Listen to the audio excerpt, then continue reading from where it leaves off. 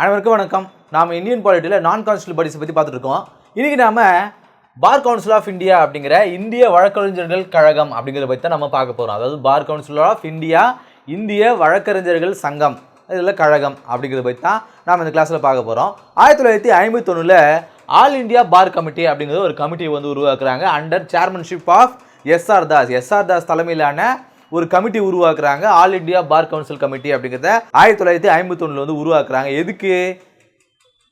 Reorganise of bar and legal profession. அதாவது இந்தியாவில் இருக்கக்கூடிய அந்த பார் கமிஷன் இருக்குது இல்லையா, வழக்கறிஞர்கள் சங்கம், அது வந்து ரீஆர்கனைஸ் பண்ணணுமா, அது லீகல் அஃபேர்ஸ் வந்து திரும்ப வந்து மாற்றம் செய்யணுமா அப்படிங்கிறதுக்காக ஒரு கமிட்டி வந்து உருவாக்குறாங்க. எதுக்காக? என்னதான் 1862 இந்தியாவில் நீதிமன்றங்கள் இருந்தாலும் வழக்கறிஞர்கள் இருந்தாலும் அது வந்து பிரிட்டிஷாருடைய மேனேஜ்மெண்ட்டில் வந்து இருந்துச்சு. இப்போது இந்தியாவுக்கு வந்து சுதந்திரம் கிடைச்சிருச்சு. இப்போ இந்த சமயத்தில் அதில் ஏதாவது மாற்றங்கள் கொண்டு வரலாமா அப்படிங்கிறதுக்காக எஸ்ஆர் தாஸ் தலைமையிலான ஒரு கமிட்டி உருவாக்குறாங்க. இந்த பார் கமிஷனில் ஏதாவது வந்து மாற்றங்கள் நடத்தலாமா அப்படிங்கிறது, reorganise of bar and legal profession, இதுக்காக மாற்றங்களை கொண்டு வரதுக்காக இந்த கமிட்டி வந்து உருவாக்குறாங்க 1951. இந்த கமிட்டி வந்து 1953 தன்னுடைய ரிப்போர்ட்டை வந்து கொடுக்குது. ஆனால் எந்த ஒரு ஆக்ஷனும் இல்லை. ஸோ அப்படியே போயிட்டே இருக்குது. 1958 லா கமிஷன் ஆஃப் இந்தியா திரும்ப வந்து என்டோர்ஸ் பண்ணுறாங்க. மேலே இருக்கிற ரெக்கமெண்டேஷன்ஸ் வந்து திரும்ப வந்து கொண்டு வாங்க. ஏன்னா 1953 கொண்டு வந்தாங்க, ரிப்போர்ட் கொடுத்தாங்க. 58 ஆச்சு, 5 வருஷம் ஆச்சு, எந்த ஒரு ஸ்டெப்புமே எடுக்கலையே அப்படிங்கிறதுக்காக திரும்ப வந்து அதை என்டோர்ஸ் பண்ணுறாங்க. ஸோ அதன் காலமாக அட்வொகேட்ஸ் ஆக்ட் அப்படிங்கிற 1961 ஒரு ஆக்ட் வந்து உருவாக்குறாங்க. அட்வொகேட்ஸ் ஆக்ட் அப்படிங்கிறது 1961 உருவாக்குறாங்க. ஸோ அதன் மூலமாக இந்த பார் கவுன்சில் ஆஃப் இந்தியா அப்படிங்கிற இந்த கவுன்சிலை வந்து உருவாக்குறாங்க. இது வந்து ஒரு அட்டானமஸ் பாடி, இது யாருக்கும் வந்து கட்டுப்பட்டது கிடையாது. இது எந்த டிபார்ட்மெண்ட் கீழே வரும்னு பார்க்கும்போது டிபார்ட்மெண்ட் ஆஃப் லீகல் அஃபேர்ஸ். இந்த டிபார்ட்மெண்ட் யாரு கீழே வருதுன்னு பார்க்கும்போது ministry of law and justice உடைய அமைச்சரவைக்கு கீழே தான் வருது. இந்த மினிஸ்ட்ரி ஆஃப் லா அண்ட் ஜஸ்டிஸில் மொத்தம் வந்து ஒரு 3 டிபார்ட்மெண்ட் இருக்கும். என்னென்ன? Department of legal affairs and department of justice and department of legislative. இது வந்து 3 டிபார்ட்மெண்ட் தான் இருக்கும். இந்த 3 டிபார்ட்மெண்ட்டில் ஒன்று தான் department of legal affairs. So அதுக்கு தான் இந்த பார் கவுன்சில் ஆஃப் இந்தியா அப்படிங்கிறது வருது நம்ம இங்கே பார்க்குறோம். அடுத்து அதோடைய காம்போசிஷன் என்ன அப்படின்னு பார்க்கும்போது எலெக்டட் மெம்பர்ஸ் தான் வந்து இதில் கொண்டு இருக்குன்னு சொல்லுவாங்க. யாருமே வந்து நாமினேட் ஆகவோ அப்படிலாம் இருக்க முடியாது. எல்லாருமே வந்து எலெக்டட் பர்சன்ஸாக தான் இருக்க முடியும் அப்படின்னு சொல்கிறாங்க.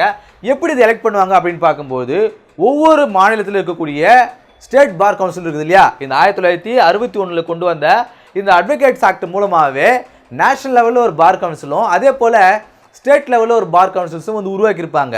இப்போ இந்த ஸ்டேட் லெவலில் இருக்கக்கூடிய பார் கவுன்சில்ஸில் மெம்பர் இருப்பாங்க இல்லையா, ஸோ அந்த மெம்பர்ஸில் யாராவது ஒருத்தரை எலெக்ட் பண்ணி இந்த நேஷனல் லெவலில் வந்து மெம்பராக வச்சுருக்கணும். So SPC elect members each state, ஒவ்வொரு ஸ்டேட்டில் இருக்கக்கூடிய அந்த ஸ்டேட் பார் கவுன்சில் இருக்கக்கூடிய மெம்பர்ஸ்லேருந்து ஒருத்தரை இந்த நேஷனல் லெவலில் வந்து அப்பாயிண்ட் பண்ணுவாங்கன்னு சொல்கிறாங்க.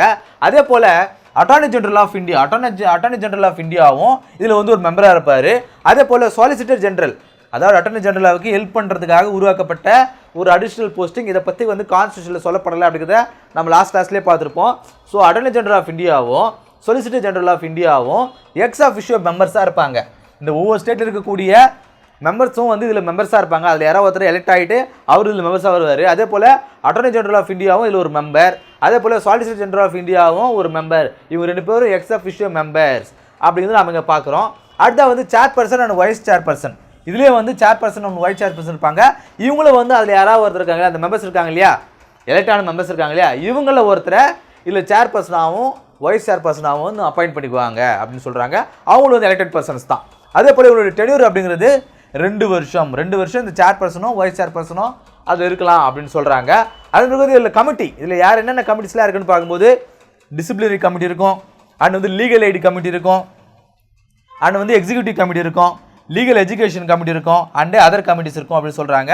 ஸோ இவருடைய ஃபங்க்ஷன்ஸ் என்ன அப்படின்னு பார்க்கும்போது ஏழை மக்களுக்கு வந்து அந்த லீகல் ஹெல்ப் வந்து பண்ணுறது, அவங்களால வந்து கேஸ் ஏதாவது ஒரு வழக்கு நடத்த முடியலன்னா அதுக்கு ஹெல்ப் பண்ணுறது, யூனிவர்சிட்டிஸ்லையோ இல்லை ஏதாவது ஒரு பப்ளிக் இடங்களில் மக்களுக்கு வந்து இந்த வழக்கு இந்த லா குறித்தான சட்டம் குறித்தான விழிப்புணர்வு முகாம்களை வந்து ஏற்படுத்துறது, அதே போல் இந்த பார் கவுன்சிலுக்கு வந்து ஃபண்டு வந்து கலெக்ட் பண்ணுறது. என்னதான் இருந்தாலும் இது வந்து மக்களுக்கு வந்து இதில் வழக்கறிஞர் சங்கமாக இருந்தாலும் இந்த சங்கம் செயல்படணும் அப்படின்னா அதுக்கு நிதி வேணும் இல்லையா? ஸோ அந்த நிதிகளை வந்து இது வந்து கலெக்ட் பண்ணுது. ஸோ அதே போல் வழக்கறிஞர்களுக்குள்ள ஏதாவது டிஸ்பியூட் இருந்தால் அதை வந்து ரெக்டிஃபை பண்ணுறது, வழக்கறிஞருக்கு ஏதாவது வந்து அநீதி நீக்கப்பட்டாலோ இல்லை அவமானப்படுத்தப்பட்டாலோ ஸோ அவங்க சார்பாக வந்து ஆக்ஷன்ஸ் எடுக்கிறது. ஸோ இது மாதிரி நிறைய விஷயங்களை இந்த பார் கவுன்சில் பண்ணுது. ஒரு சங்கம் என்னென்னலாம் நடத்துமோ அந்த ஃபங்க்ஷன்ஸ் எல்லாம் வந்து இதுவும் பண்ணுது அப்படின்னு சொல்கிறாங்க. அடுத்தா வந்து ஸ்டேட் பார் கவுன்சில், நேஷனல் பார் கவுன்சிலை பார்த்தோம். அதுக்கு பிறகு வந்து ஸ்டேட் பார் கவுன்சிலை பார்க்குறோம். இதில் வந்து ஒரு ஸ்டேட்டுக்கு ஒரு பார் கவுன்சில் இருக்கலாம், இல்லை 2 ஸ்டேட்டுக்கு ஒரு பார் கவுன்சில் இருக்கலாம், இல்லை ஒரு பார் கவுன்சில் வந்து ஸ்டேட்டுக்கும் யூனியனுக்கும் சேர்த்த மாதிரியான ஒரு பார் கவுன்சிலாகவும் இருக்கலாம். அதாவது ஒரு ஸ்டேட்டுக்கு ஒரு பார் கவுன்சில் இருக்கலாம், 2 ஸ்டேட்டுக்கு ஒரு பார் கவுன்சில் இருக்கலாம், இல்லைனா ஒரு பார் கவுன்சில் ஸ்டேட்டுக்கும் யூனியனுக்கும் யூனியன் கவர்மெண்ட் யூனியன் டெரிட்டரிக்கும் சேர்ந்த மாதிரியும் வந்து ஒரு பார் கவுன்சில் இருக்கலாம் அப்படின்னு சொல்கிறாங்க. அட் ப்ரெசென்ட் இந்தியாவில் இது வரைக்கும் இப்போது தற்போது நிலவரப்படி மொத்தம் வந்து 24 ஸ்டேட் பார் கவுன்சில்ஸ் இருக்குது அப்படின்னு சொல்கிறாங்க.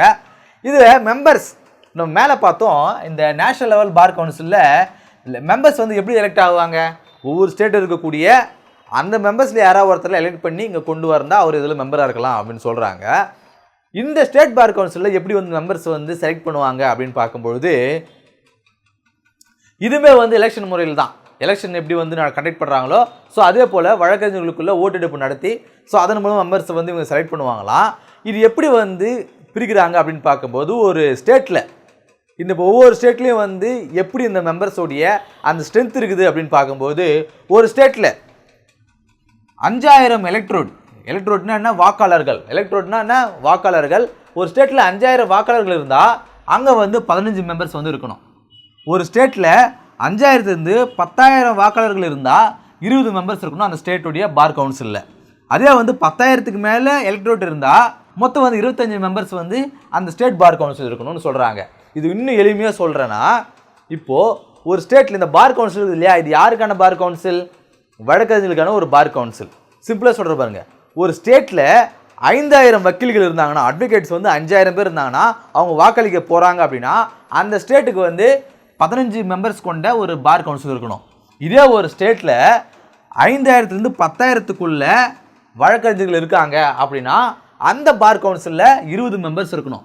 இதே இந்த ஸ்டேட்டில் 10,000க்கு மேலே வழக்கறிஞர்கள் இருக்காங்க, அவங்களாம் அதில் ஓட் பண்ண போகிறாங்க அப்படின்னா அவங்களுக்கு 25 மெம்பர்ஸ் இருக்கணும் அப்படின்னு சொல்கிறாங்க. ஸோ இந்த வாக்கு அப்படிங்கிறது சிங்கிள் டிரான்ஸ்ஃபரபிள் ஓட் இந்த மெத்தடில் தான் வந்து கனெக்ட் பண்ணுவாங்க. ஒரு நார்மல் எலெக்ஷன் மாதிரிலாம் நடக்காது.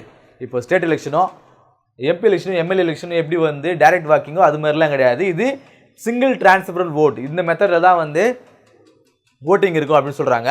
அதே போல் இந்த மெம்பர்ஸ் இருக்காங்க இல்லையா, இந்த மெம்பர்ஸில் பாதி பேர் பாதி பேர் வந்து அதில் இருக்கிற ஒவ்வொரு அட்வொகேட்டும் மினிமமாக ஒரு 10 இயர் வந்து எக்ஸ்பீரியன்ஸாக இருக்கணும். மினிமமாக ஒரு 10 இயர்ஸ் வந்து எக்ஸ்பீரியன்ஸ் இருக்கணும் அப்படின்னு சொல்கிறாங்க. அதே போல் இதில் சேர்பர்சனும் இருப்பாங்க, வைஸ் சேர்பர்சனும் இருப்பாங்க. இந்த மெம்பர்ஸில் யாராவது ஒருத்தரை அவங்கள வந்து சேர்பர்சனாகவோ வைஸ் சேர்பர்சனாகவோ வந்து செலக்ட் பண்ணிக்கலாம். Elect one among them. And வந்து இவங்களுடைய டென்யூர் அப்படிங்கிறது வந்து 5 வருஷம் அப்படின்னு சொல்கிறாங்க.